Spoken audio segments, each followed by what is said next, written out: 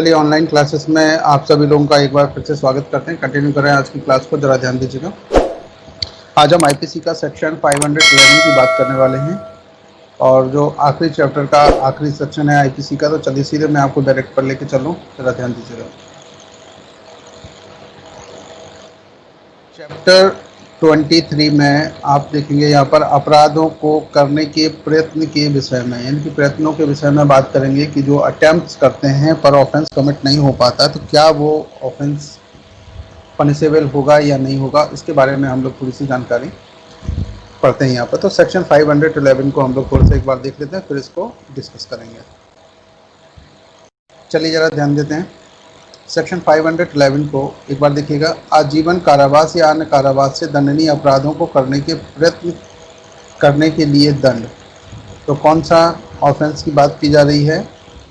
यहाँ पर बात की जा रही है आजीवन कारावास या अन्य कारावास से दंडनीय अपराधों को करने के प्रयत्न करने के लिए दंड। तो यहाँ पर देखिए, या तो आजीवन कारावास हो या अन्य कारावास की बात की गई है। तो यहाँ प्रयत्न की बात की गई कि कोई व्यक्ति अगर अटेम्प्ट करता है तो क्या अटेम्प्ट करना भी दंडनीय होगा। कुछ अपराधों के अटेम्प्ट के बारे में तो बात की गई है, लेकिन कुछ अपराध ऐसे भी हैं जिनके अटेम्प्ट के लिए कोई पनिशमेंट आईपीसी में अलग से कहीं डिफाइन नहीं किया गया। तो वहाँ पर कौन सा सेक्शन एप्लीकेबल होगा, वहाँ पर सेक्शन 511 की बात करेंगे। तो देखिए ज़रा ध्यान दीजिएगा। जो कोई इस संहिता द्वारा आजीवन कारावास से या कारावास से दंडनीय अपराध करने का या ऐसा अपराध कारित किए जाने का प्रयत्न करेगा,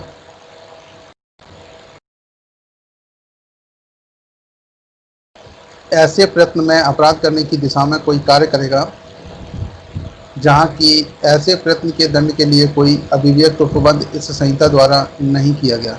तो देखिए आईपीसी में कहीं पर भी जहाँ अटेम्प्ट्स के लिए कोई भी प्रोविजंस नहीं किए गए हैं, वो सभी सेक्शन 511 के अकॉर्डिंग गवर्न होंगे। तो देखिए वहाँ पे देखेंगे, वहाँ वह उस अपराध के लिए उपबंधित किसी भांति के कारावास से उस अवधि के लिए जो यथास्थिति आजीवन कारावास से आधे तक की या उस अपराध के लिए उपबंधित दीर्घतम अवधि के आधे तक की हो सकेगी। तो देखिए ज़रा ध्यान दीजिएगा, यहाँ ऑफेंस की ये बात करें तो ऑफेंस में क्या बोल रहे हैं? उस अपराध की लिए उपबंधित किसी भांति के कारावास से, अगर उसमें सादा कठिन जैसा भी दिया गया है, उनमें से किसी भी भांति का हो सकता है जिस ऑफेंस के लिए उन्होंने प्रयत्न किया हुआ किसी व्यक्ति ने, उस अवधि के लिए जो यथास्थिति आजीवन कारावास से आधे तक की या तो वो आजीवन कारावास से आधे तक की, उस अपराध के लिए उपबंधित दीर्घतम अवधि के आधे तक की, या जो उस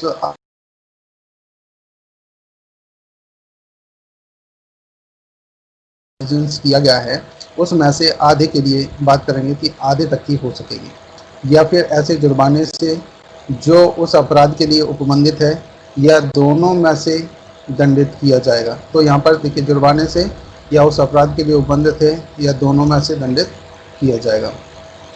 तो अब आप इसको सीधे से समझिए कि ऐसा कोई भी ऑफेंस है जहाँ पर आजीवन कारावास की बात की गई हो। जैसे अगर थोड़ी देर के लिए एग्जाम्पल के लिए ले लेते हैं हम लोग, किसी भी अपराध के लिए 10 वर्ष के पनिशमेंट की बात की गई है, तो इसमें से कितना दिया जा सकता है? 5 ईयर्स। ठीक है। और जहाँ पर आजीवन कारावास दिया गया है, तो आजीवन कारावास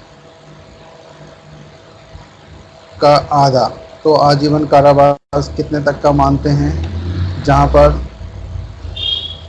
14 वर्ष माना गया, तो यहाँ पर मान के चलिए कि 7 ईयर्स तक की पनिशमेंट की बात की जाएगी। मतलब आधा 50% जितना भी उस ऑफेंस के लिए बात की गई। अगर उसके प्रयत्न की सजा, प्रयत्न करने के लिए अलग से प्रोविजंस किए गए हैं, तो वहाँ तक होगा। तो चलिए ज़रा देखिए, यहाँ पर थोड़ा समझिएगा इसको। यहाँ पर 2 दृष्टांत दिए गए हैं, उनको भी थोड़ा सा हम लोग देख लेते हैं। देखिए, का एक संदूक तोड़कर खोलता है और उसमें से कुछ आभूषण चुराने का प्रयत्न करता है। पहले तो उसने एक संदूक को तोड़कर खोला, यानी कोई भी बक्सा जो होता है उसको संदूक तोड़ दिया। तोड़ने के बाद उसमें से आभूषण चुराने का प्रयत्न करता है। संदूक इस प्रकार खोलने के पश्चात उसे ज्ञात होता है कि उसमें कोई आभूषण नहीं है। जब वो संदूक को खोल लेता है उसके बाद पता चलता है कि उसमें कोई भी आभूषण नहीं है। उसने चोरी करने की दिशा में कार्य किया है और इसलिए वह इस धारा के अधीन दोषी है। ये ज़रा ध्यान दीजिएगा, ये जो इलस्ट्रेशन है बहुत बार एग्जाम्स में पूछा गया है और ये वीआईपी आप इसको कर सकते हैं।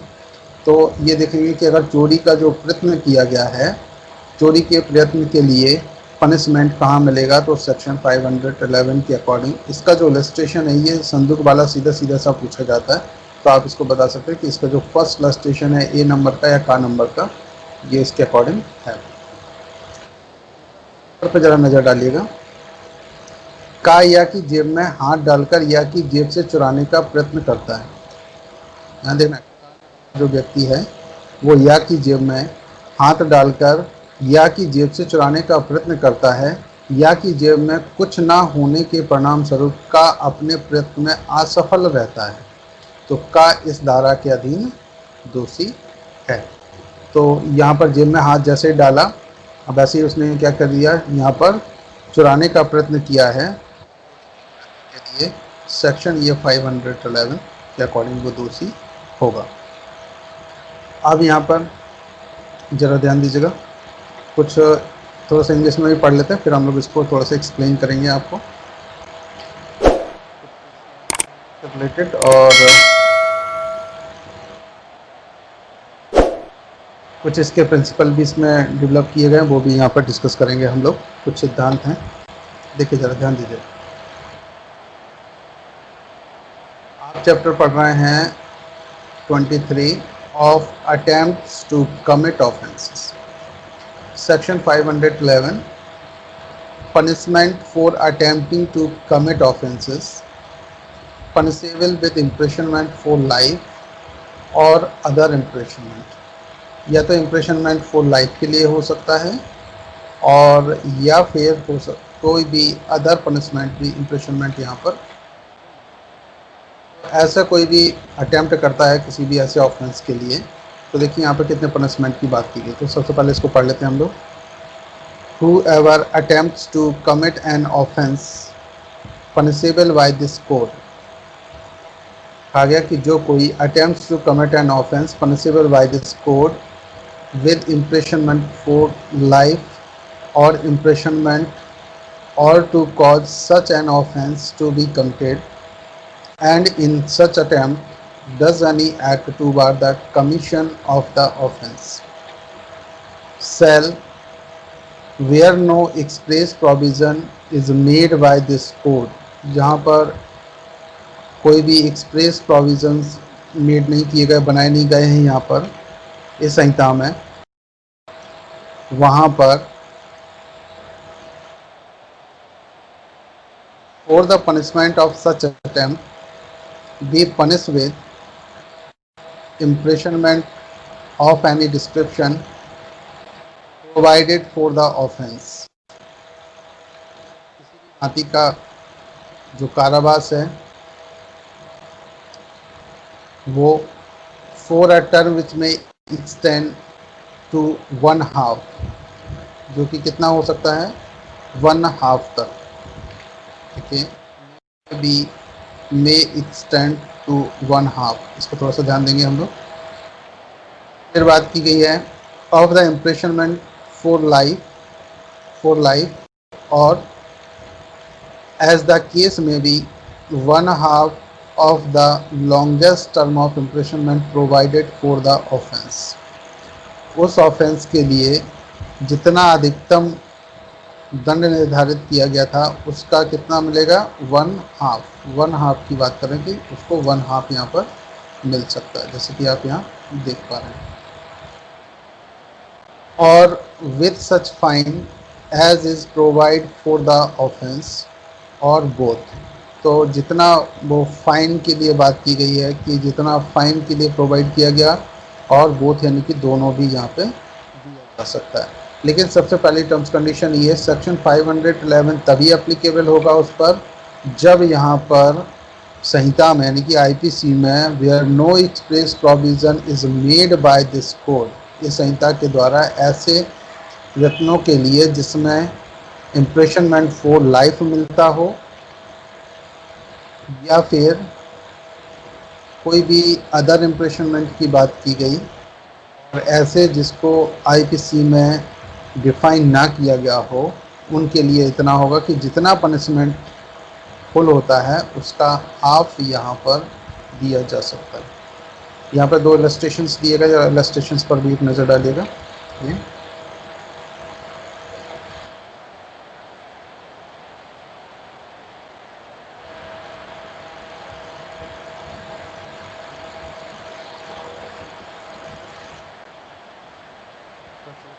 देखिए जरा। A makes an attempt to steal some jewels by breaking open a box. एक बॉक्स को तोड़कर खोलता है ए, और किसके लिए कि सम ज्वेल्स को स्टील कर ले, चोरी चुराने के इंटेंशन से। And finds after so opening the box, जब वो बॉक्स ओपन कर लेता है, that there is in it, उसके अंदर कोई भी ज्वेलरी नहीं है। He has done an act toward the commission of theft, तो उसने क्या किया, कमीशन ऑफ थेफ्ट का ऑफेंस कमिट कर दिया। And therefore is guilty under this section, इसलिए वो इस सेक्शन के अंडर गिल्टी होगा। जो इलस्ट्रेशन इस पर नजर डालिएगा। A makes an attempt to pick the pocket of Z, वो पिक पॉकेट करता है किसकी, ए जेड की पिक पॉकेट कर रहा है। Y thrusting his hand into Z pockets, और वो जेड के पॉकेट में हाथ को डालता है। A fails in the attempt in consequence of जेड्स having nothing in his pocket, उस समय वो फेल हो जाता है जब जेड्स की पॉकेट में से कुछ नहीं मिलता है। A is guilty under this section, A इस सेक्शन गिल्टी होगा यहाँ पर। तो ये आपने इंग्लिश में भी देखा। अब आप चलते हैं हम लोग सीधे इसके डिस्क्रिप्शन की तरफ कि यहाँ पर क्या क्या हो सकता है। तो कई बुक्स में अलग अलग तरीके दी, ये कुछ बुक्स के आंसर लिए हैं मैंने, और ये बुक्स का मैं आपको नाम बताता हूँ, ज़रा ध्यान दीजिएगा। एक ये प्रांजपे की बुक थी, NB प्रांजपे, इसके कुछ ये अंश लिए इन्होंने, इसको कुछ इस तरह से डिफाइन किया हुआ है। तो यहाँ इन्होंने कहा कि देखिए 4 चरण होते हैं किसी भी अपराध को करने के लिए। तो 4 चरणों में आप यहाँ पे देखेंगे, यानी कि स्टेप की बात करें, 4 type of step is there. देखिए, फर्स्ट टेंशन क्या है, सेकंड तैयारी होनी चाहिए, थर्ड प्रयत्न होना चाहिए, और 4 अपराध कारित हो जाना चाहिए। तो 4 तरह के यहाँ पॉइंट्स इन्होंने बताया कि कोई भी जब ऑफेंस कमिट होता है, ये हम लोग ऑलरेडी पहले भी पढ़ चुके हैं, जब IPC स्टार्ट हुई थी उस समय भी आपको ये हम लोगों ने बताया हुआ था। तो यहाँ पर सबसे पहले हम यहाँ पर बात करेंगे कि इंटेंशन हो, फिर प्रिपरेशन भी होनी चाहिए, फिर अटैम्प्ट्स भी होना चाहिए, फिर ऑफेंस कमिट भी होना चाहिए। ऐसा इससे क्या होता है, देखिए जरा ध्यान दीजिएगा। यहाँ पर ये आखिरी सेक्शन है, थोड़ा सा इसलिए आपको क्लियर कर रहा हूँ, बाकी आप लोग इसको एक बार बुक से जरूर पढ़िएगा। आप लोग को आवाज़ आ रही है तो एक बार कंफर्म कर दीजिए प्लीज़। यस सर, आ रही है। Yes sir. सभी को आ रही है, किसी को कोई ऐसा तो नहीं है जिसको ना आ रही हो? ठीक है, चलिए ज़रा ध्यान दीजिएगा यहाँ पर।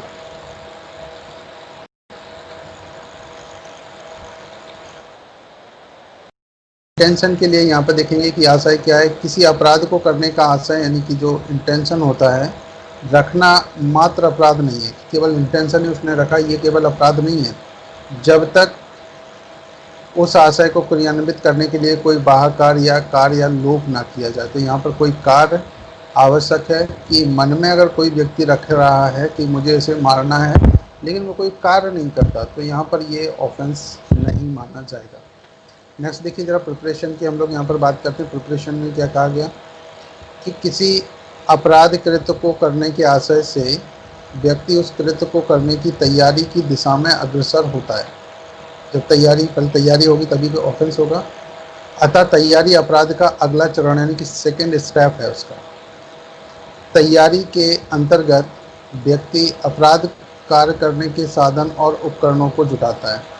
तो यहाँ पर कुछ साधन जुटाएगा, कुछ उपकरण जुटाएगा, और यह अपराध का द्वितीय चरण यानी कि सेकेंड स्टेप माना जाता है। किसी अपराध की तैयारी मात्र करना दंडनीय नहीं है। अब ज़रा ध्यान दीजिए कि अगर किसी भी अपराध की केवल तैयारी मात्र करना दंडनीय नहीं है, तथापि इस सामान्य नियम के अपवाद स्वरूप भारतीय दंड संहिता में केवल 3 अपराध हैं जिनकी तैयारी भी दंडनीय है। तो देखिए, वैसे दंड तैयारी को दंडनीय नहीं माना जाता, लेकिन यहाँ पर कुछ तैयारी की जाती हैं जो कि दंडनीय है, जिसके बारे में ये 3 ऑफेंस यहाँ पर देखिए मैं आपको दिखाना चाहूँगा, जरा ध्यान दीजिएगा। फर्स्ट तो वो जो भारत सरकार के विरुद्ध युद्ध की तैयारी करता है, सेक्शन 122। ऐसी शक्ति के राज्य क्षेत्र में लूटपाट करने की तैयारी जिसका भारत के साथ शांतिपूर्ण संबंध है, सेक्शन 126। और तीसरा वो जो डकैती वाला है और उससे संबंधित अगर कोई भी करता है तो यहाँ पर ये ऑफेंस की कैटेगरी में माना जाएगा। तो ये देखिए, एक सेकेंड। के कूटकरण के लिए उपकरण बनाना, बेचना या कब्जे में रखना, धारा 233, 234 और 235 करने की तैयारी। ये जो सेक्शन थे आपने जो देखे, 4 तरह के ये सेक्शन की यहाँ बात की गई है।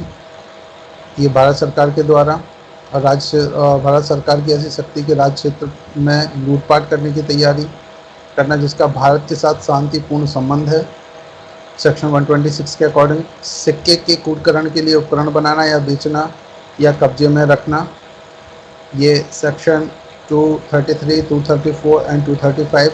और लास्ट है डकैती करने की तैयारी, सेक्शन 399।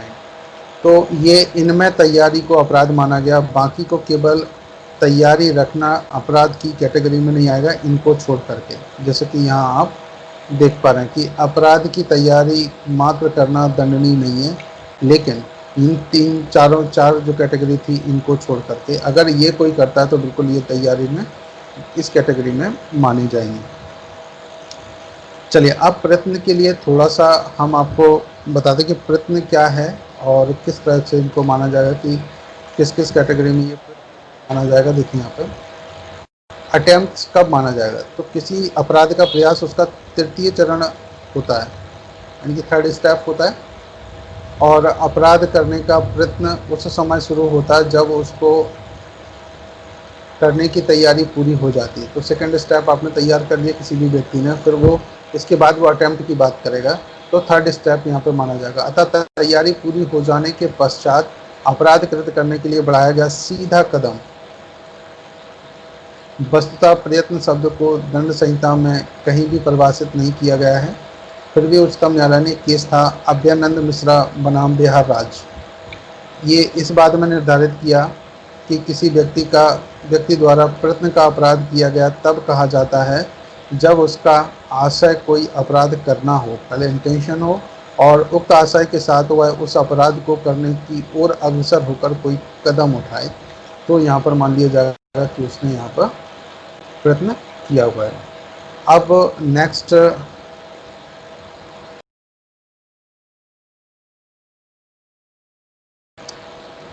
हम आपको आगे लेके चल रहे हैं, बाकी के आप थोड़ा सा इसको बुक से ज़रूर पढ़िएगा।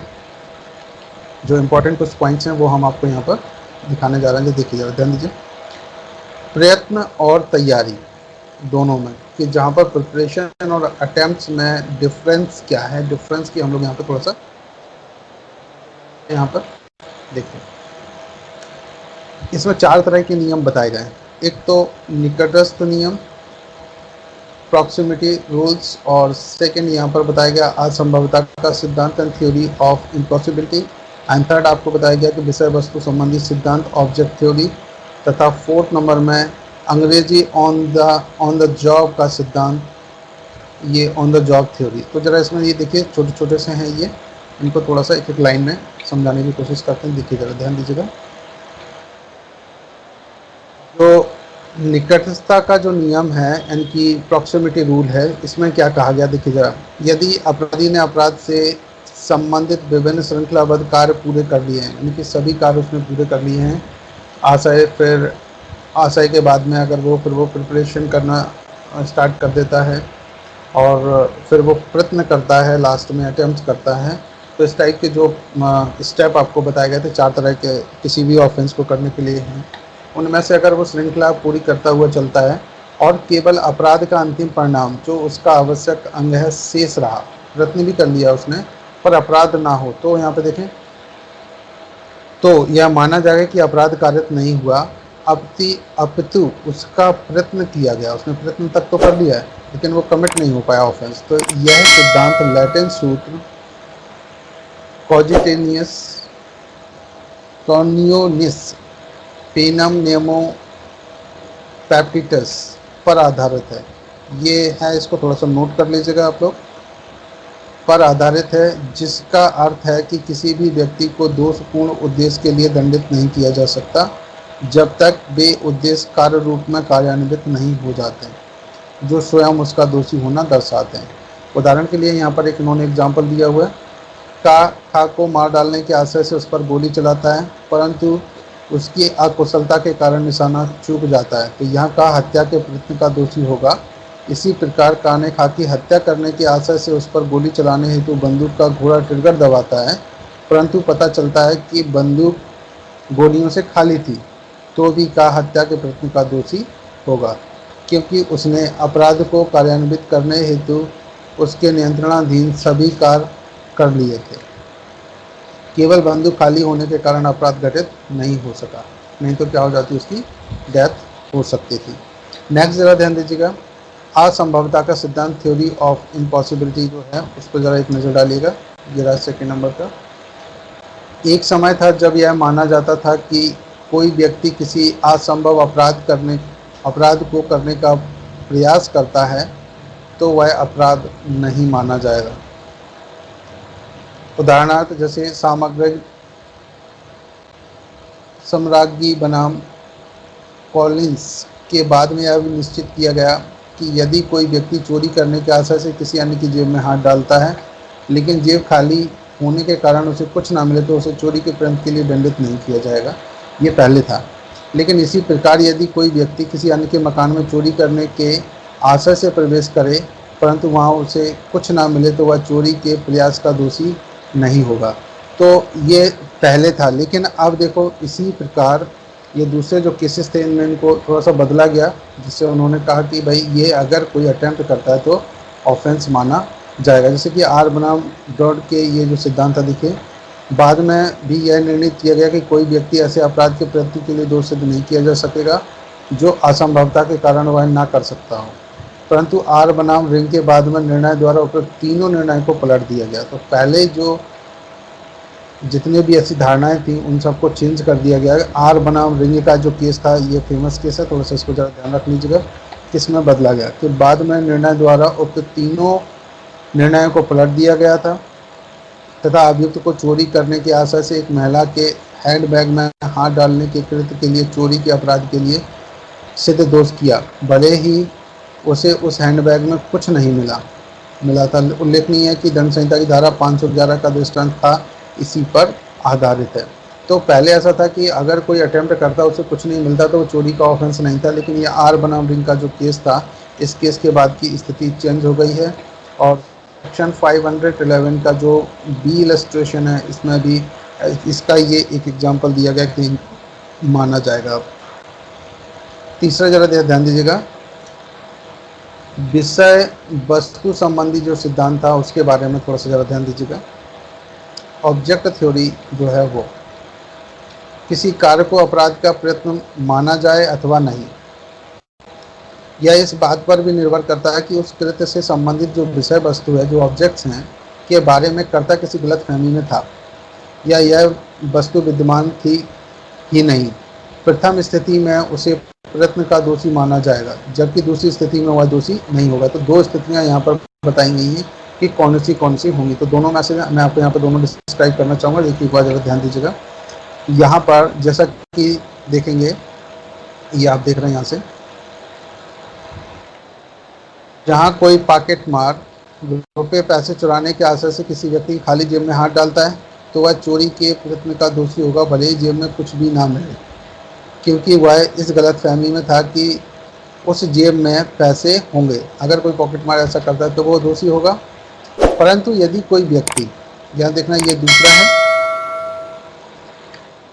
परंतु यदि कोई व्यक्ति किसी शत्रु की हत्या करने का आशय रखते हुए किसी व्यक्ति की परछाई को ही शत्रु व्यक्ति समझकर उस पर गोली चला दे, ध्यान देना शैडो पर परछाई की बात कर रहे हैं, तो वह हत्या के प्रयत्न का दोषी नहीं माना जाएगा, क्योंकि यहाँ अपराध की विषय वस्तु विद्यमान नहीं थी। जहाँ पर अपराध की विषय वस्तु विद्यमान ना हो और वहाँ पर कोई ऑफेंस कर दे तो ऐसा माना जाएगा कि ये ऑफेंस की कैटेगरी में नहीं आएगा। जैसे कि आप यहाँ पर देख पा रहे हैं ये, ठीक है। परछाई पर गोली चला दे अगर, तो परछाई में तो वो व्यक्ति नहीं है। अब देखिए इसी प्रकार जहाँ कोई व्यक्ति अपने शत्रु के टंगे हुए कोट को ही भूलवश शत्रु व्यक्ति समझकर उस पर गोली चला दे तो वह हत्या के प्रयत्न के अपराध का दोषी होगा। ये पॉइंट्स आपको थोड़ा सा पढ़ने होंगे। ये इसमें एक केस भी दिया गया है, ये देखिए एक मैं आपको दिखाता हूँ यहाँ पर। ये तीसरा जो डिस्क्रिप्शन दिया गया, देखिए ज़रा ध्यान दीजिएगा। वार्टन क्रिमिनल लॉ ग्रंथ का ये पेज है, 213 में से इसको लिया गया है। दूसरा अगला एक और इलस्ट्रेशन पर थोड़ा सा नज़र डालिए।